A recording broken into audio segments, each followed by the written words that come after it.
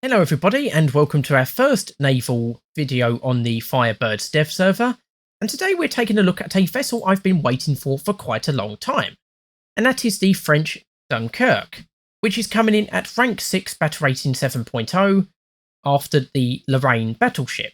And of course one of the main features you've probably noticed straight away is that the main armament is entirely focused at the front of the vessel, and it's these quad turrets. So you've got 2 quad turrets, so 8 barrels overall. So this is going to be very effective when charging against enemies, at least armament-wise. You are going to be unprotected from the rear except for your secondary weapons, which we'll look at in a second.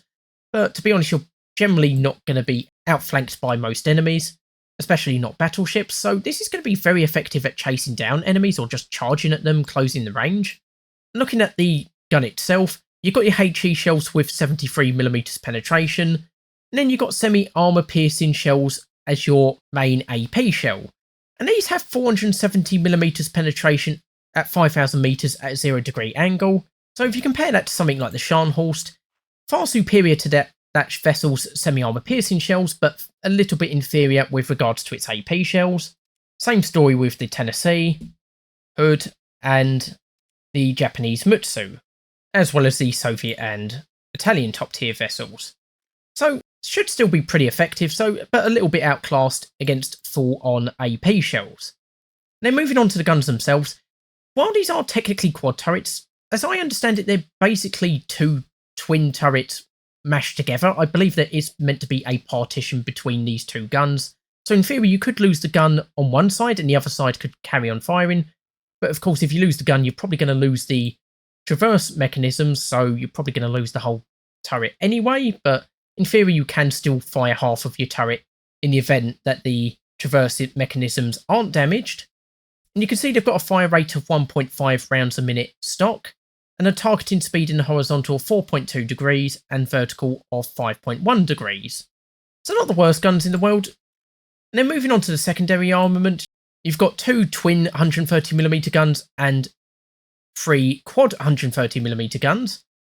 And again, you look at the ammunition for them, 37mm with HE shells, 50mm at 5,000 metres with semi-armour piercing shells, and they carry HE timed fuse shells for anti-air work.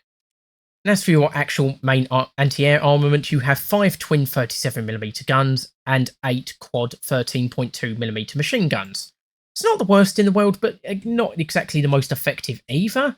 So this is decently well armed, not the best against enemy aircraft, and like I say, it does underperform a little bit against other nations' AP shells, but it should be able to hold its own at the very least. And you can see from the fire control room, we have 9 rangefinders and 8 fire directors. Of course, fire directors are not very good, only 79% measure accuracy, and they take up to 20 seconds to get a firing solution. But your firing directors are much better, 93% accuracy, only 15 seconds to get a firing solution.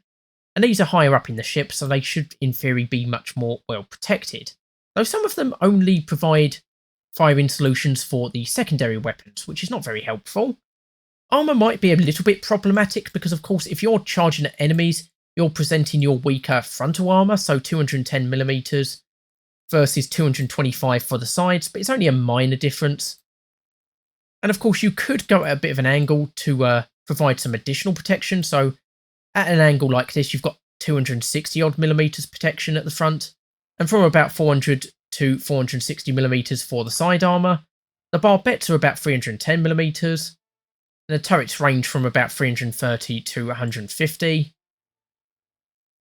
So the roofs are a little bit vulnerable. The bridge is encased in about 270mm of armour, but the roof is only 130, so that could be a bit of a problem. And you've got your deck armour here. So ranging from about 125 to 115 with some minor bits above that. And your steering gear is protected by 100 to 150mm of armour. The top speed is about 29.6 miles per hour, which is pretty decent as well. Faster than the American battleships and some of the German battleships, for example. And then lastly, we have a crew of 1,381. So again, better than some other battleships, but definitely not up there with the most crewed battleships.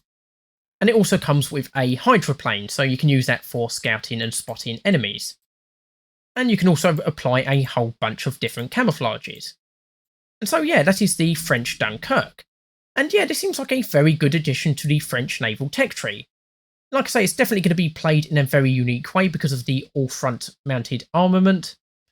And it's definitely going to be fun chasing down enemies with this vessel, unlike other vessels where you have to go side on to fire all of your main guns. And yeah, it'll be very nice to play this in naval battles when I get a little bit further down the French naval tech tree. Anyway, that's just a quick video looking at the Dunkirk. Hopefully you've enjoyed it. I've been Tyranno, and I'll see you next time.